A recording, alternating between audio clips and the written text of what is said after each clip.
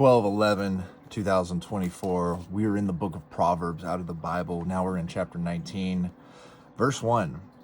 Better a poor man who walks in his integrity than he who is crooked in his ways and rich. Without knowledge, even zeal is not good, and he who acts hastily blunders. A man's own folly upsets his way, but his heart is resentful against the Lord.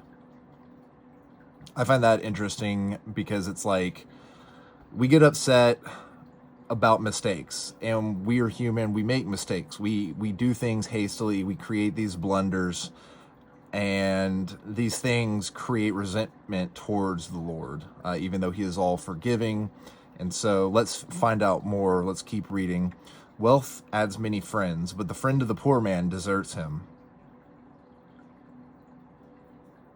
The false witness will not go unpunished, and he who utters lies will not escape. So do not bear false witness, right? Do not lie. Do not create something. Do not create a story.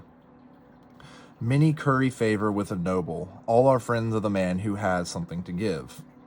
All the poor man's brothers hate him. How much more do his friends shun him? He who gains intelligence is his own best friend. He who keeps understanding will be successful.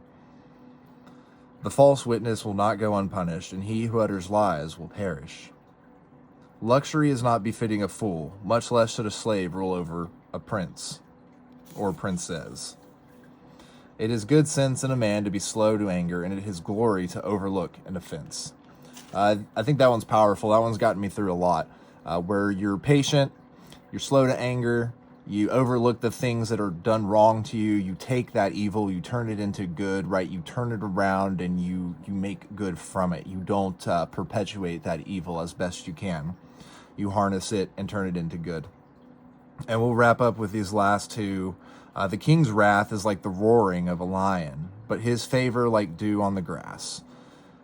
And the foolish son is a ruin to his father, and the nagging of a wife is a persistent leak.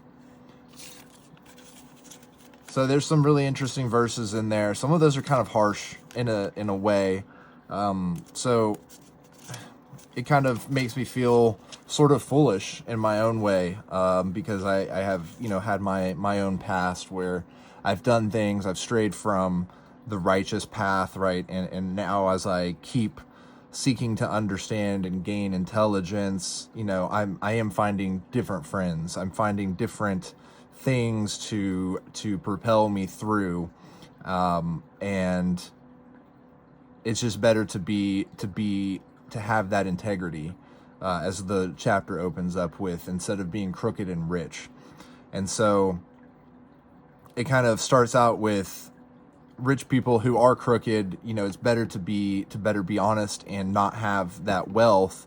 And that wealth is going to add friends, but the friend of the poor man deserts him. And that kind of goes back to what we were talking about in chapter 18 and what Proverbs was talking about, in the sense of, you need to be able to discern who's your friend and who's not. And so just because you're rich and wealthy doesn't mean necessarily that all the people who want to surround you and get around you doesn't mean that they're necessarily good.